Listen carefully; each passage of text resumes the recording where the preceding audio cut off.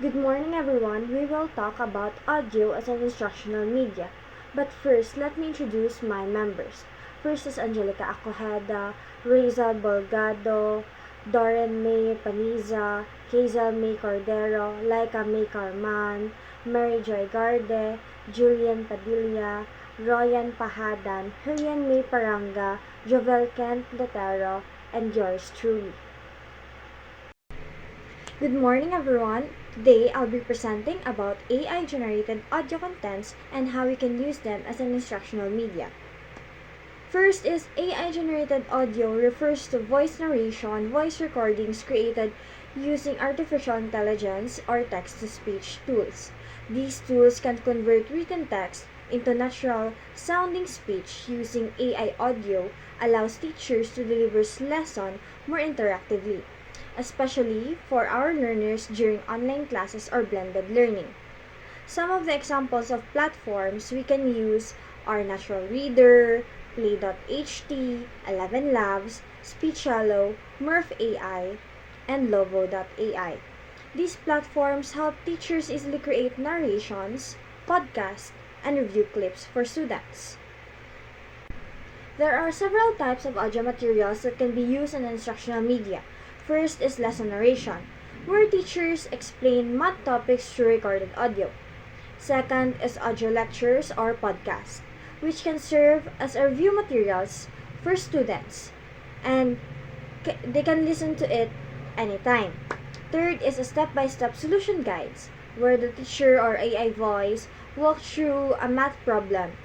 Fourth is review clips or reminders, short recordings that help students recall key formulas. And lastly is the interactive audio quizzes, where students can listen and respond to audio prompts. These types of media make learning more flexible and engaging.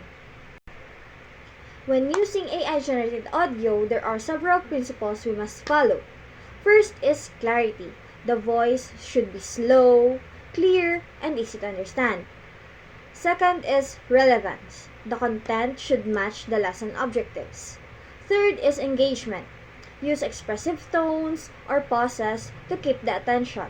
Fourth is accessibility. Always includes transcripts or caption so everyone could follow. And fifth is integration.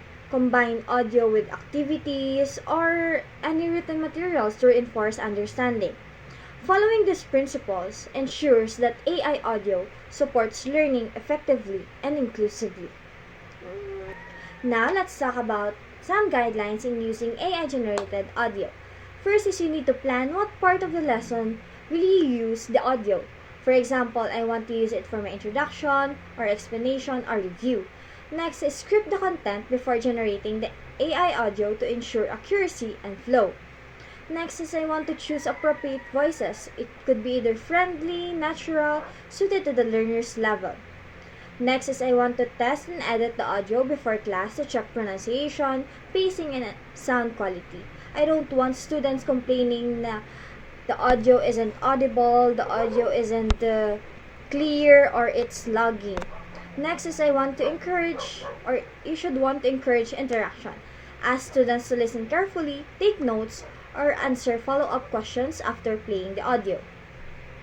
Now, for sample math topics, AI audio can be used in many ways, in geometry, algebra, statistics, or either word problems. For example, the audio could say, to find the area of a sector, multiply the fraction of the angle over 360 by pi times the radius squared. This helps students focus on understanding the process while listening. In conclusion, AI-generated audio content is a useful and innovative tool for teaching. It makes lesson more interactive, especially for students who learn best by listening. By using reliable platforms like Natural Reader, Play.ht, or 11 Labs, we can easily produce a high-quality audio lessons. However, we must always ensure accuracy, clarity, and ethical use of AI voices. Start small. Try creating one narrated lesson, see how your students respond, and improve from there. AI audio doesn't replace teaching, It only enhances it, helping us make math learning more engaging and accessible for everyone. Thank you. So good day everyone. I am Doreen May Paniza and today I'll be reporting about the use of music and songs as audio media in teaching mathematics. Music and songs are powerful teaching tools that can make math lessons more fun, engaging, and memorable. They use rhythm, melody, and lyrics to help students understand and remember mathematical concepts in a creative way. Instead of just listening to lectures, students can learn through catchy tunes, rhymes, or even raps that explain formulas and problem solving steps. This kind of audio media can motivate learners, reduce math anxiety, and turn complex topics into something enjoyable and easier to recall. When using music and songs in the classroom, teachers must consider some important principles. The first principle is relevance. The song should be directly related to the topic or lesson objective. For example, if you're teaching order of operations, the lyrics should clearly describe the PEMDAS rules. The second principle is simplicity and clarity of lyrics.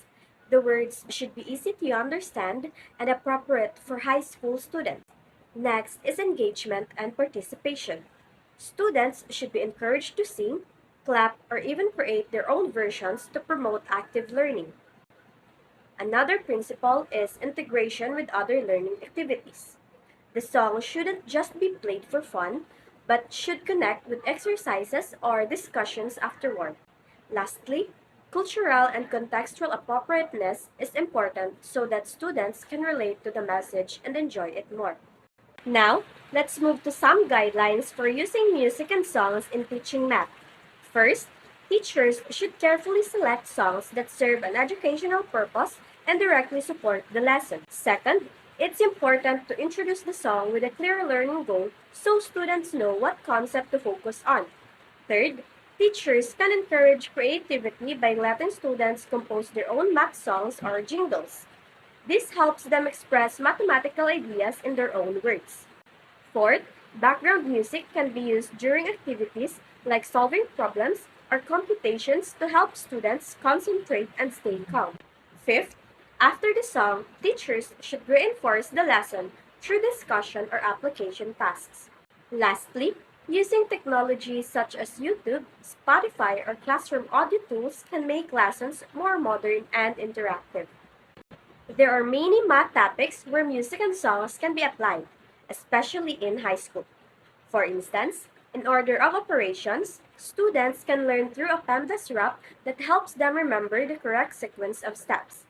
In linear equations, a slope song can be used to teach the formula for slope. For geometry, students can join a shape dance, forming geometric figures while singing. In quadratic equations, the popular quadratic formula song, which goes x equals negative b plus or minus the square root of b squared minus 4ac all over 2a, helps them easily recall the formula. For probability and statistics, students can create songs about terms like certain, likely, or impossible. And for trigonometry, the catchy chant SOHCAHTOA is perfect for remembering trigonometric ratios. In conclusion, using music and songs in teaching mathematics is not just about entertainment. It's about creating an enjoyable, meaningful, and lasting learning experience. When teachers apply the right principles and follow the proper guidelines, this type of audio media can help high school students understand and remember mathematical concepts more effectively. Music brings energy, emotion, and memory into math, turning numbers and formulas into something students can see, feel, and truly learn. Thank you. Woo! Sine is equal opposite over hypotenuse. Cosine equals adjacent over hypotenuse.